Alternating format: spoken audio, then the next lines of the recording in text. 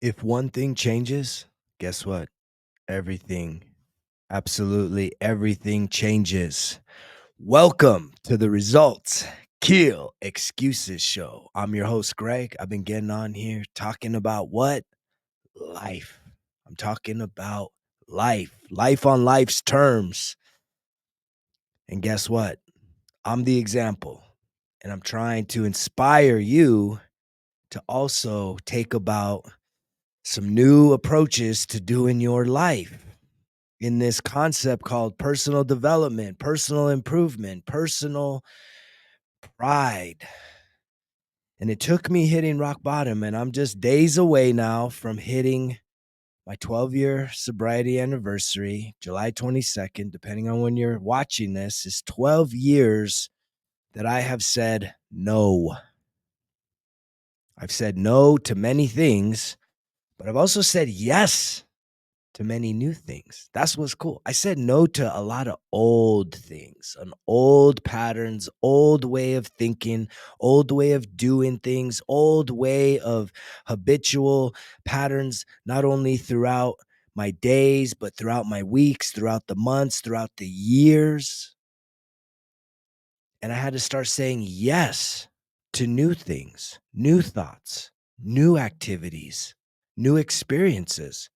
And guess what? I've benefited from that every single yes that I said to something new that I knew would help to stretch me past the pain, the suffering, the depression, the anxiety, the addictions, the misery, the suffering in silence, the feeling like I just wasn't good enough, like a failure. And it feels so good. It feels so good. I was listening to a motivational affirmation type recording. I listen to these on a regular basis, especially in the morning as I'm getting ready. I just like to have that, inspiration happening behind the scenes versus, again, that's something new. That's a new pattern. That's one thing changing in my day. Because in the past, I'd probably be jamming some hip hop or some music and just kind of just a bunch of noise in the background. But instead now I'm listening to leaders, influencers, difference makers talking about change. And one of the biggest statements, mantras for change is if nothing changes if nothing changes. And I believe that if you just change one thing, then everything changes. Everything changes. If you just change one thing, that's how powerful you are. And it could actually be just something as simple as like going to a new restaurant, trying a new way of cooking. Like it's in the simplicity.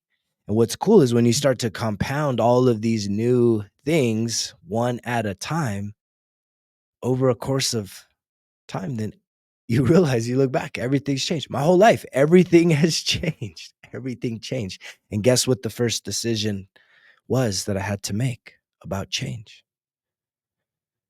The first decision that I had to make was that I am ready for some drastic change. I am ready. No one's got to talk me into it anymore. I don't need to be told it's time to change. I don't need to be told, you're hurting yourself. I don't need to be inspired that, hey, I don't need to be convinced. I didn't need to be sold on it. Nothing compelled. I was like hitting rock bottom and saying, something's going to need to change right now. And I looked at my life and I said, I know what the first thing I need to change is. And that first thing I needed to change was my relationship with alcohol. Because that addictive pattern started in my teens. I started consuming alcohol at like 12 years old. And it just continued to progress. 13 years old, 14 years old, right? 15 years old. Like once I hit high school, 14, 15 years old, man, it was on. It was literally binge drinking on a regular basis. And I didn't know how to break that cycle, right? After what? One DWI, 2 DWIs. And the first DWI was crazy. I rolled a brand new Jeep Wrangler on a dead man's turn. No one's wearing seatbelt. We're all pounding tequila out the bottle, driving at night, and I didn't see the turn. I'm going 65 miles per hour, and we rolled up an embankment, rolled back down an embankment. The Jeep landed up, right side up. No one's wearing seatbelts. No one gets ejected. I mean, it was an absolute miracle. I didn't realize it at the moment, but for no injuries, no one's dead. The top's not on the Jeep. This is a miracle. And yet I still didn't learn my lesson. Tell me if you comment down below or ask yourself, like, is it going to take that type of a experience for you to make a decision that it's time to change? Have you had an experience like that? And if so, you know how drastic that is. I remember telling my wife, who's now my ex-wife, this was way back in the day. We were just like married. Actually, we were like still in the engagement period, if we even call it that. We got eloped. But it was a breaking point. It was a real breaking point in life where it was like a reflection point. We needed to figure out, what happened here? And I kind of caught on to it was either going to bring us closer or pull us apart. And what it did was it brought us closer. It was a traumatic event and it brought us closer. To me, as I can unravel that now, I see that it was because we both probably, I know for sure me, I don't want to speak for her, but I'm under the understanding that for sure there was some codependency there after a really traumatic event. Surviving a traumatic event created deeper enmeshment and definitely codependency. And so it's really wild how these events can change our life. And if you haven't been through those events, but you're still like suffering and dealing with feeling uncomfortable, feeling like you're not good enough, feeling like you're not worthy, like all of these negative emotions, there comes a time where you have to kind of make a decision if you're just going to continue doing what you've been doing. And I've always been a believer that I think God gives us an opportunity to just come peacefully, like lay down your resistance, lay down your struggle, and just say, you know what? I surrender, man. I can't figure this out. I need help. And that comes without having like this rock bottom moment. But yet I believe we're just so programmed to be stubborn that we have to have these hard lessons in life.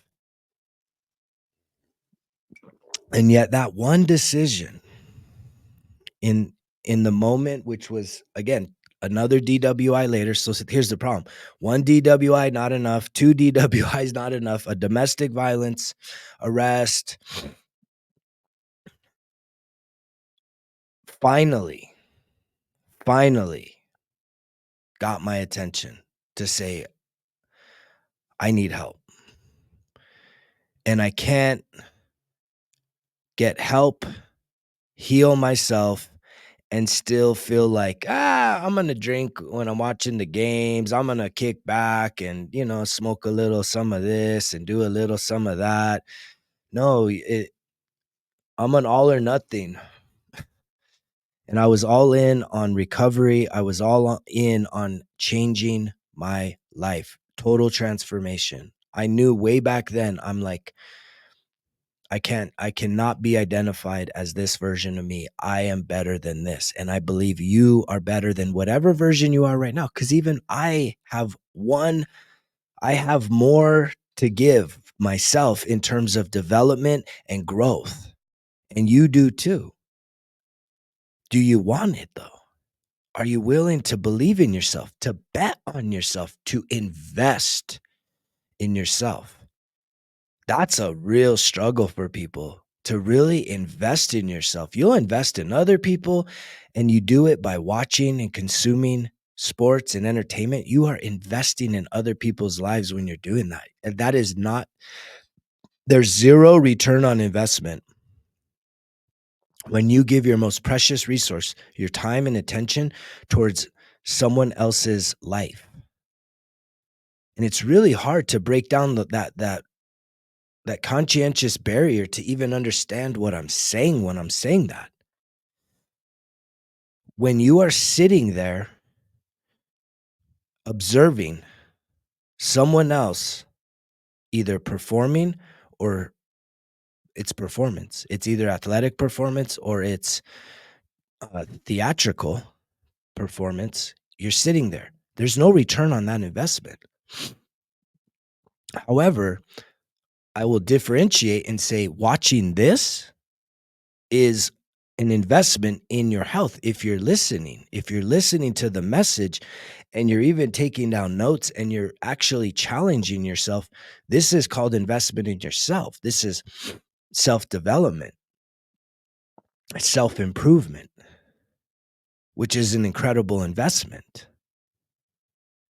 And yet a lot of us, we kind of don't even understand that whole concept. Why would I invest in myself? Why would I try and spend time and money on having someone teach me their process, their success, how they got in better shape, how they changed their nutrition, how do they cook, how do they meal prep, how do they journal, how do they meditate, how do they pray, how do they get outdoors and hike, how do they get in cold water, how are they able to do that for such long periods of time? Any of these things you don't understand, there are people doing it. And I guarantee you, if there's people doing it, there's people that are teaching others how to do it also. This is the real human process, is teaching, sharing of information, sharing of skills that we have mastered with others. But when you're just sitting there watching performers, whether athletic or theatrical, like there's no return on that investment. It's just emotional highs and lows, emotional highs and lows. But when it's over, you can't really say, you know what, I feel so much better about my life right now. I'm actually thinking about, I understand who I am more. I have more self-confidence. I have more worth. Like, what do you get? You go buy the hat, you go buy the t-shirt that has some other dude's name on it, right? A different person. Like if that name on the back of that jersey ain't yours and you're not getting a paycheck, you're just wasting your time. You're being distracted. You have been indoctrinated that somehow that's a good use of your time. And I'm here to call into question if that is actually a true statement. Is that truly a good, prosperous use of your time? My answer is no. I used to be the hugest fanatic, as I just saw 333 on the timer. I used to be the biggest fanatic, and I don't partake. I still check out ESPN a few times a week. Sometimes I just want to see what's happening in the sports world. I'm a competitive man, but I don't have time. I cannot sit there. I don't give a fuck who's fighting who. I don't care about any of that. I'm doing life. I'm being present. I'm investing in me. I'm willing to do what other people aren't willing to do, which is going to open and create opportunity for me to have what other people don't have. And then other people are going to see that and be like, oh, you're so lucky. Yes, I am. I'm very lucky. I'm lucky that I hit rock bottom. I'm lucky that my life is filled with trauma, and I'm lucky that I broke free from all of it and that I've healed myself and that I continue to connect with God, connect with source. And like now I'm sharing it back with the world. But I knew that I had to change one thing way back in 2012. And that one thing led to another thing, led to another thing, led to another thing, led to another thing. And now people see me and they're like, dude, I don't like, this is you? You're that guy? And it's like, it brings look, I mean, I light up. I really am proud of myself. I really do love myself. I'm really just so thankful to God, like, for giving me this calling to go through these fires, these trials of life, and persevere and endure and learn and do life on life's terms. It's an incredible thing. It's the most powerful thing on this planet right now, is to be able to do life on life's terms. And I know you're asking the question, right? What does life on life's terms mean? And I've yet to figure out a very short answer for that. But what it truly means is that anytime you have an emotional storm, a shift in your mood, that you're not going to hit an escape route, a positive or a negative escape route, that you're going to actually sit there, feel into it, identify where the pain is coming from within your body, get out of your mind, get into your body, locate the pain, locate where the discomfort is, give it a name from the emotional wheel, and you're going to sit there and embrace it, identify it, connect with it. And as you do that, guess what? It goes away. It literally releases. That is like, in a snapshot, emotional healing. That is literally healing trauma in a snapshot. The thing is, though, is trauma is like a reservoir. When I say reservoir, I'm literally talking like a body of water. And every time that you sit there with the uncomfortable, it's like you dump out a bucket of water, but you have this huge reservoir, depending on how much trauma you've been through, is the size of your reservoir. And every time that you sit there, you empty out a bucket, you empty out another one and another one. And there's still some stuff coming in, but sometimes the more you do it, the bigger the buckets get. And then you actually learn how to build the dam, and then you learn how to just release it, so that then it's just it's just a river, it flows. There's no buildup. See, the thing is we have buildup, but you don't want a reservoir of negative emotions. You just want a river. That's a beautiful analogy that just came to me. Thank you, God, for that visualization. You have a reservoir, and everyone's reservoir is a different size, shape, capacity. And it's all based on the depth of your trauma.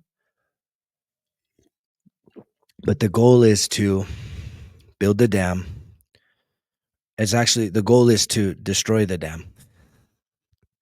I take that back. The goal is to destroy the dam, to like remove the dam, and to just allow for there to be flow.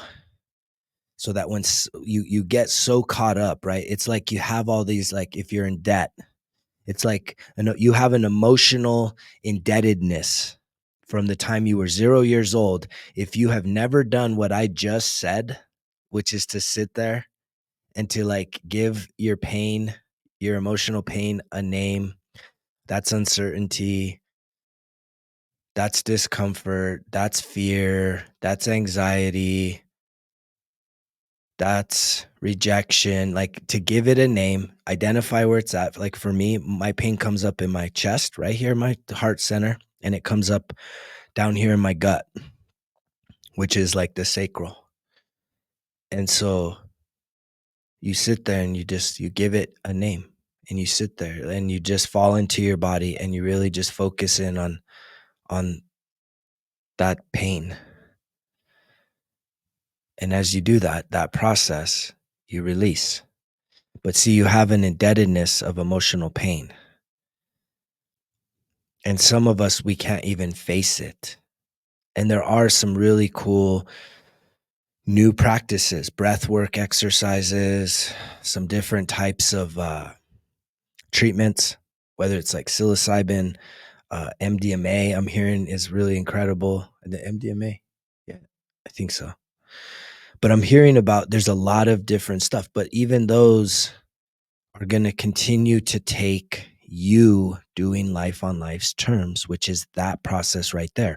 Because here's the thing, even in my own healing journey, there's times that something happens and I get really upset, or I'm feeling hurt or unloved, unseen, and I'll say, I'm going to go fucking hammer it out in the gym. Well, that's an escape route. So I may say, I'm going to go hammer this feeling out in the gym. And you may say, I'm going to go drink this feeling away. And the thing is both of those, one of those is more of a positive stress relief versus the negative. Both of them give short-term relief, but it doesn't heal the long-term impacts of what emotional trauma you're carrying around in your reservoir that's within you. And yet, it's really important to realize that some of our escape routes, our vices, have long-term negative effects. So it's compounded. One, it's giving you relief, but it's not giving you any healing. And we need healing in this world. We need to heal ourselves. We need to heal and release this reservoir. We have a reservoir, and we need to literally, you're not going to be able to just open up the floodgates, man. You can't do that. That's too much. It's too much depending on what you've been through. So it has to sort of be like this bucket at a time. Once you really start to go through some of the painful situations you've been through, then yeah, you can start to open up the floodgates and allow for there to be more of a consistent flow, right? Just like a nice steady flow that you feel comfortable with. You can open up a little more, and then again, the reservoir's coming down, the inflow's hopefully coming into like a stabilized state where it's not just flooding in all the time, where it just keeps like rebuilding, as I just saw 2222. And eventually you get to a place where it's like the reservoir actually just ceases to exist. It literally is just a river. So that whatever comes in, it doesn't stay. It just flows through you, and you're free. You're not moved, right? This person wins, that person loses. You're just free. You're neutral. You're like, oh, cool. It's information. It doesn't change your barometer, emotionally speaking. The moments that you have joy and bliss for should absolutely have to do with your own wins. You do need to cultivate that joy, that peace, that happiness, that bliss within. And just being alive is the greatest gift. The greatest gift that we have been given is life. The second greatest gift is connection. So just to be alive, you are loved, you are safe, you are supported. But if you're not willing to put in any work, you just want to lay back and think that things are going to change. No.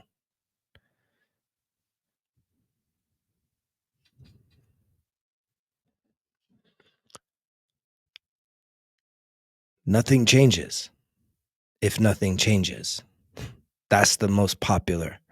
But I'm giving it my own spin, which is, again, if one thing changes, everything changes.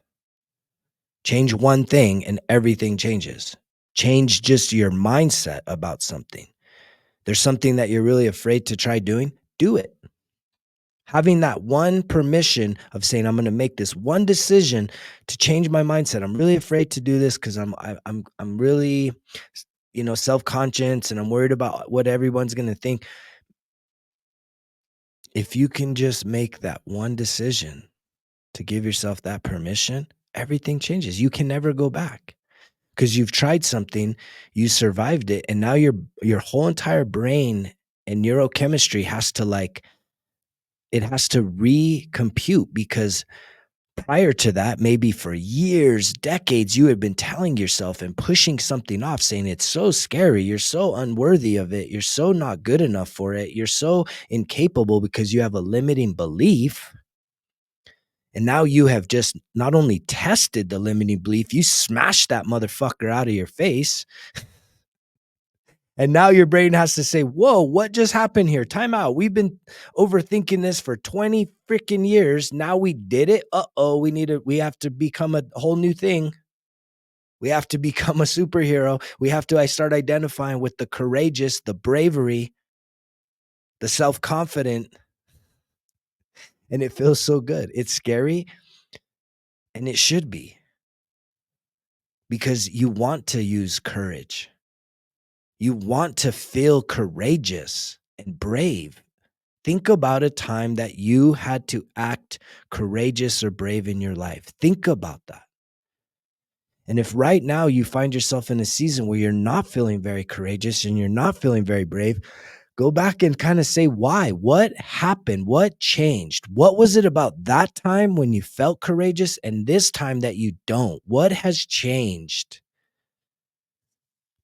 What has changed you over time? Because that version of you is still there. It's inside of you. You've just covered it with all kinds of life experiences, and you have the power to clean house, to spit shine that version of you, and then what? Start being it every single day, right? It could be something as simple as just, I'm going to get in a cold shower to start my day. And even if it's just the transition from the cold into the hot, it takes some courage to do that. Because trust me, try it. Try that one time. Fear is going to come up. Uncomfortableness is going to come up. Ask yourself why. You're not going to die in there. But yet when you do that, it takes bravery and courage, and you now have proven to yourself that you're able to do something that's uncomfortable, that is a little scary, and yet you know you're not going to die. You know it's not going to harm you. But your mind is saying, no, don't do that. It's not comfortable. There's no growth in staying comfortable. You have to be willing to take those leaps of faith. I was listening to Joe Rogan. He was talking about an example.